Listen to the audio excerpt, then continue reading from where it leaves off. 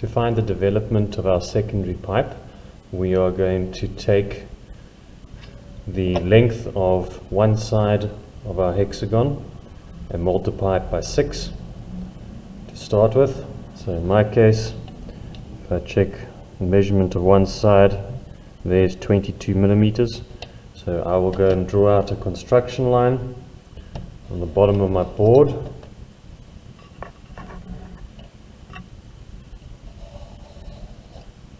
And then I will go and measure out 22 times 6, which is 132 millimeters.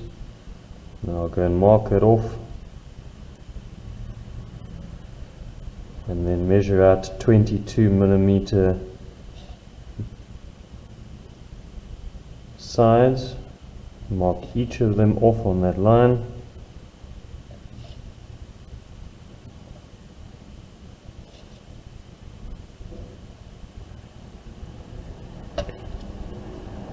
And each of those 6 sides now represent the 6 sides of my secondary pipe. And because they represent the 6th side of my secondary pipe, I'm going to label those 6 sides exactly the same way that I did my secondary pipe, starting on this side with A, and B, C, D, E, F, and then I have to end again with the same point that I started with point A. Once I've labeled that, I can then go and project each of those points, A through to F and then A again, straight up as construction lines.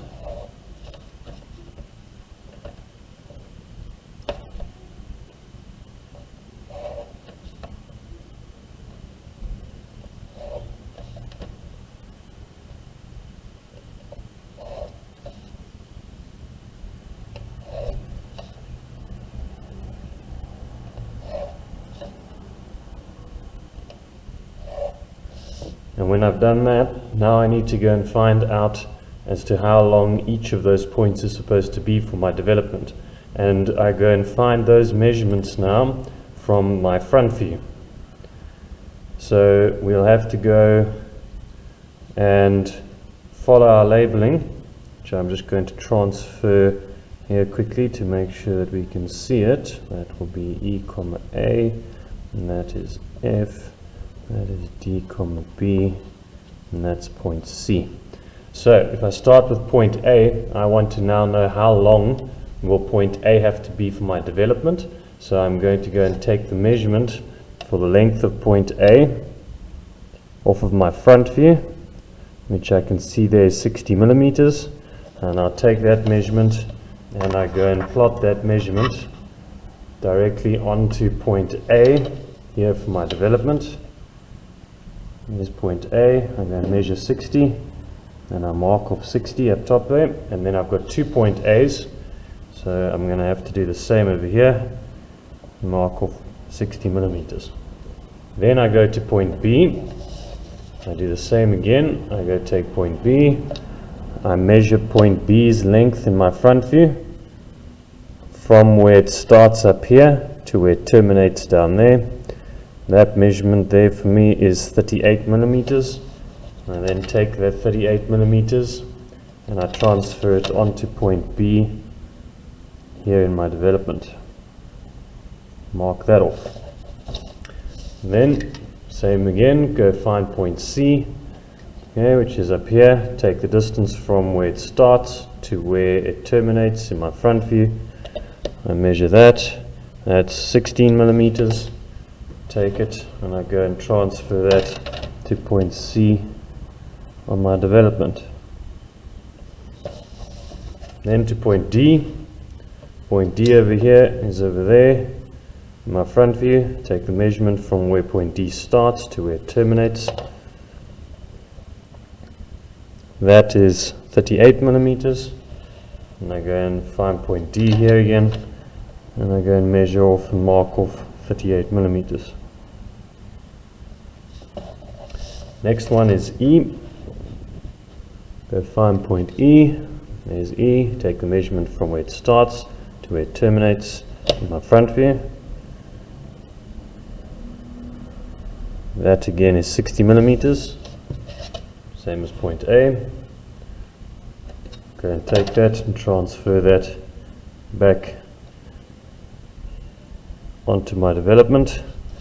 And then point F over there, if you go and look in your front view, you can see there's point F. I take the measurement from point F, from where it starts to where it terminates. Measure that, that's 58 millimeters. So I'll go back here to my development and mark off 58 millimeters. Now, once we're done with that, and I've got each of those points, which I'm going to mark slightly clearer so that you can see them a bit better. When you do your development, don't make big dark dots like I am at the moment. Your marks can be nice and light. Now, once I've got each of those endpoints, if this drawing did not have any turning points, like the ones that you've got here in your front view, then you would simply be able to, in your development, just go and join each of these dots with straight lines, and that would be your development completed. But because we have got turning points, we've still got to go and find some other points here in our development before we complete.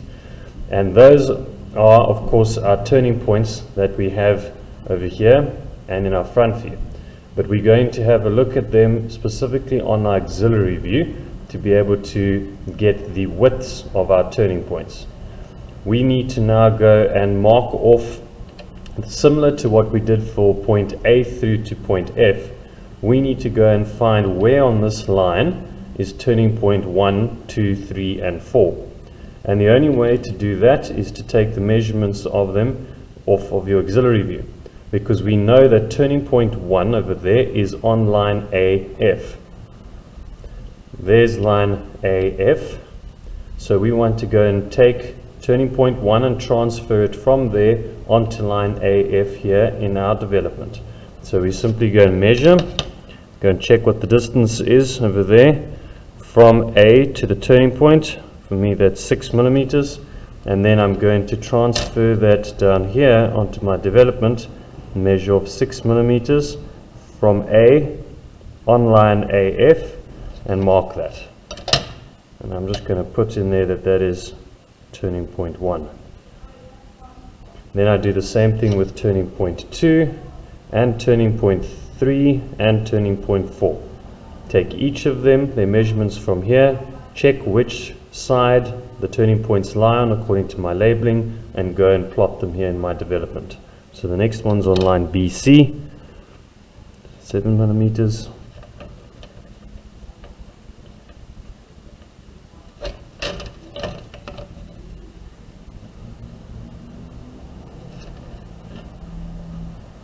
That's turning point 2. This one's on DC, 4 millimeters.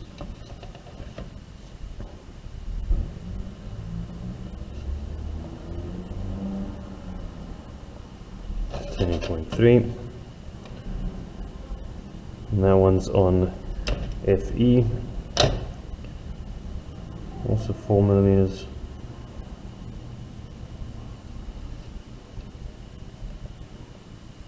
Turning point 4.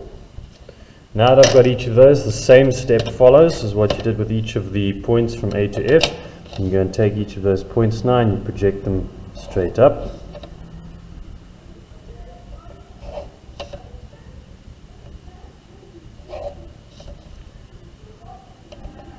And then your next step, of course, the same as what you did with all your other points, is to go and find what the length of each of those turning points is supposed to be. And again, you are going to go to your front view to go and find that. And you can go and check now where you've got your turning point 1, turning point 4, turning point 2, turning point 3.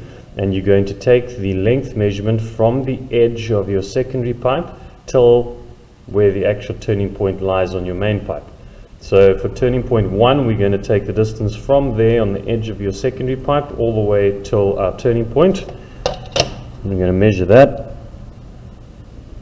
which is 51 millimeters, and that's the same length for turning point 1 and turning point 4. So we're going to take that and we're going to go and plot it onto our development, onto turning point 1's line that we projected up, and we're going to do it onto turning point 4's line, which we projected up,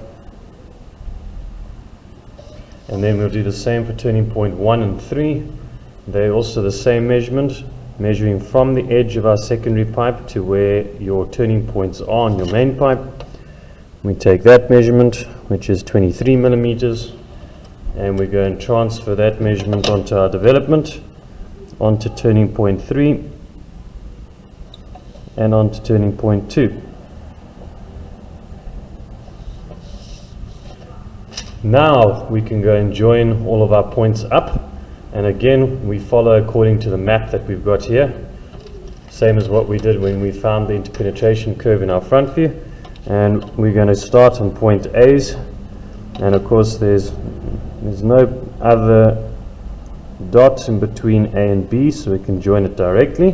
But now between B and C we've got a turning point that we have to go to first, so we're going to join that point to our turning point.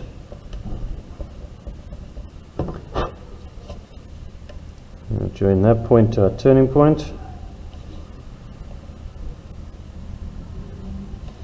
and then we're going to go to point C,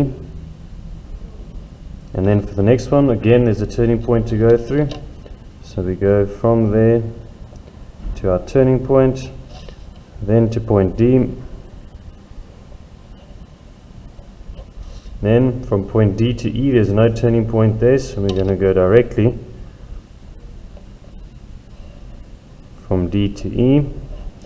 Then from E to F there's a turning point, so we have to go there first,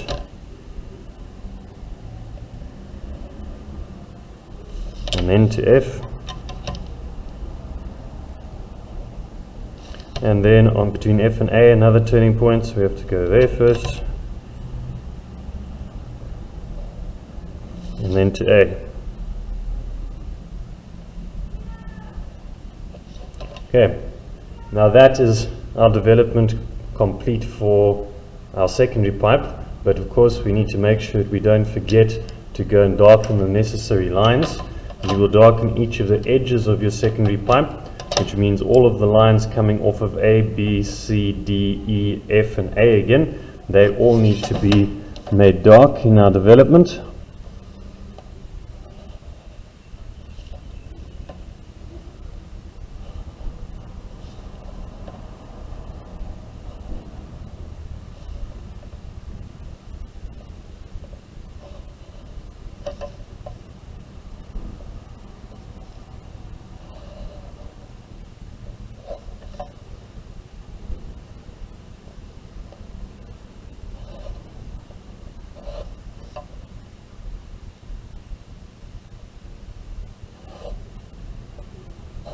And you'll see of course that I've only darkened the lines that come off of the letters.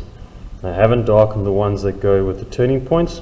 Those are not supposed to be dark lines at all. They were simply construction lines to go and find each of the points that I needed for my development.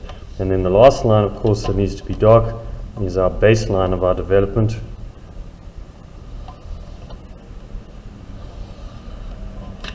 which then completes that question, now giving us our interpenetration curve in our front view and then our full development of our secondary pipe.